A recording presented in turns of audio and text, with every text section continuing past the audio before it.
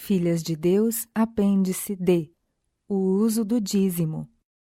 Parte de uma carta escrita por Ellen White no dia 16 de março de 1897, em sua casa, Sunnyside, em Corabong, Nova Gales do Sul, Austrália, para A. G. Daniels, acerca do uso do dízimo.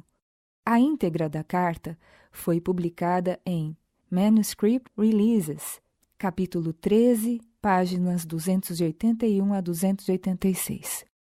Envio-lhe hoje, de manhã, uma carta escrita para a América e enviada para lá ontem de manhã, a qual lhe mostrará como considero o uso do dinheiro do dízimo para outros propósitos.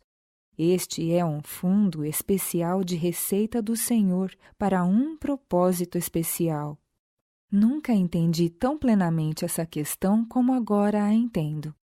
Tendo havido perguntas dirigidas a mim para que respondesse, recebi instrução específica do Senhor, segundo a qual o dízimo é para um propósito especial, consagrado a Deus para a manutenção daqueles que ministram na sagrada obra como escolhidos do Senhor, para realizar sua obra, não apenas pregando sermões, como também ministrando.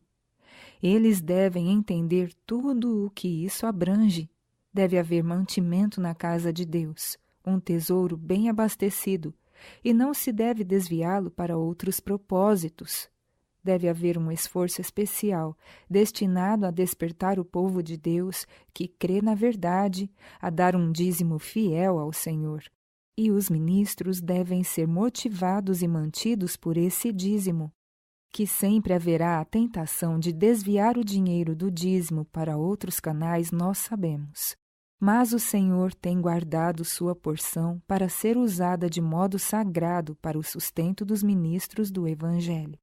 Algumas medidas tomadas podem reduzir a força de trabalho que leva à mensagem da verdade, como está sendo feito, e na América tem sido feito, para fechar a contabilidade do dízimo na tesouraria. Mas esse não é o plano do Senhor, e se for iniciado e continuado, reduzirá a bênção de Deus às igrejas que trabalham com esse plano. Pode haver grande escassez de meios se houver afastamento do plano do Senhor. O Senhor considera o dízimo como seu, a ser usado para certo propósito, e é uma questão simples.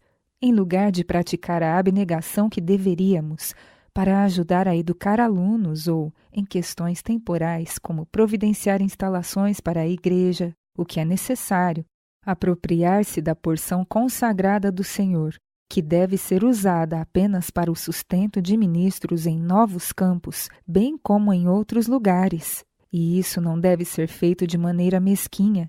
Todas as inconveniências com as quais os obreiros devem deparar-se nesses novos campos precisam ser levadas em consideração.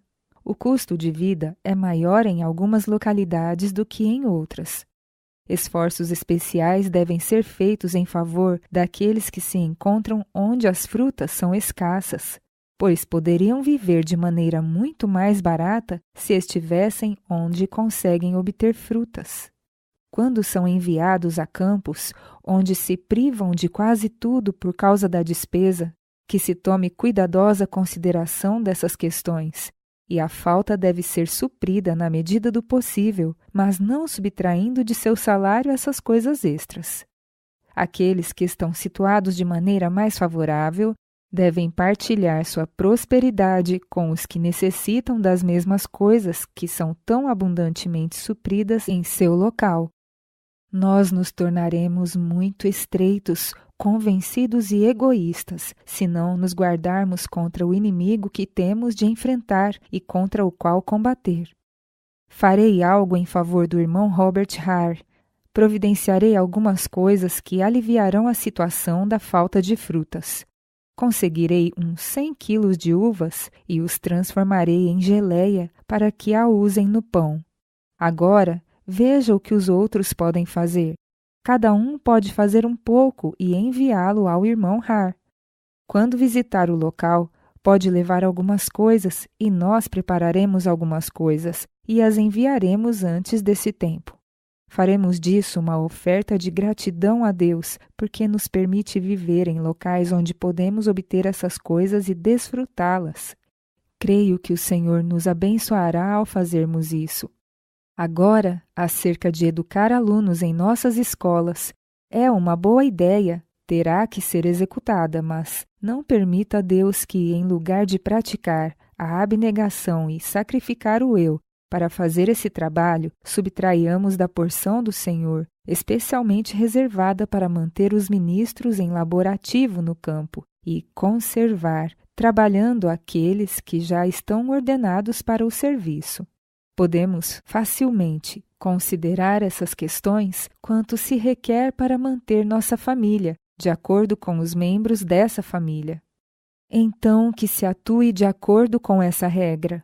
Não consideremos nossas próprias coisas, mas aquilo que é dos outros.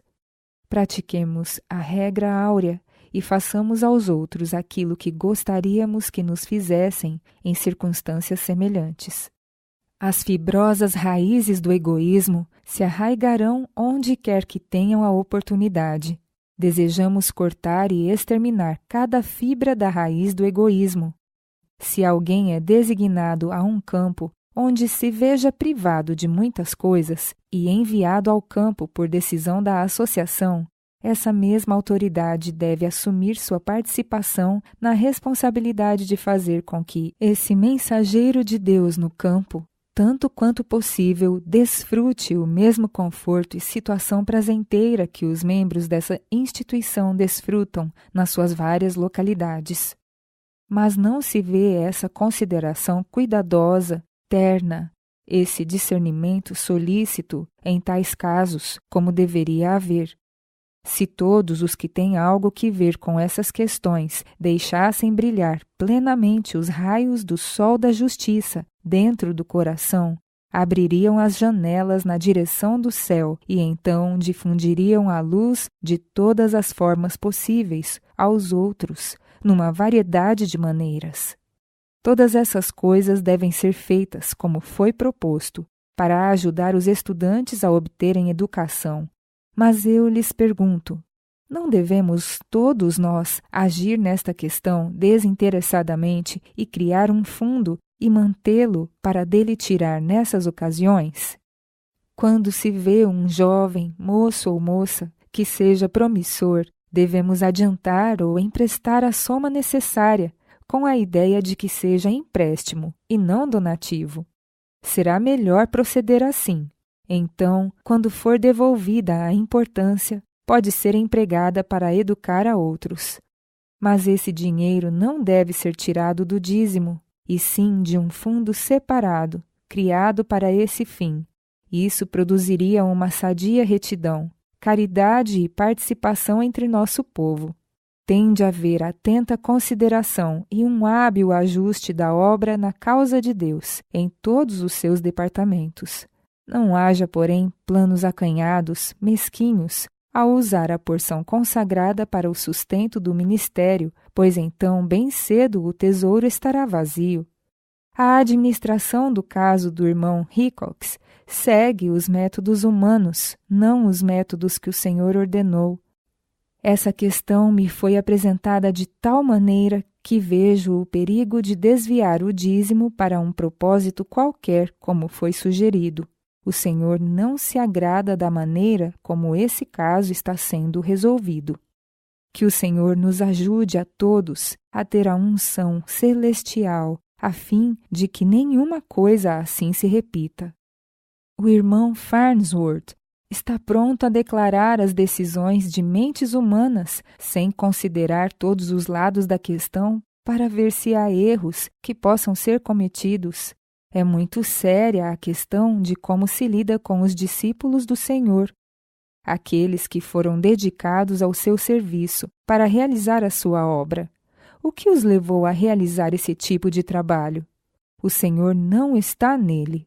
Houve manifestação de falta de fé, porque havia um tesouro vazio. Agora, em nome de Jesus Cristo de Nazaré, Os conclamo a não dedicar os meios que devem ser usados no sustento do Evangelho a qualquer outro propósito e que sua fé não fale haver uma carência no suprimento de dízimos, dádivas e ofertas.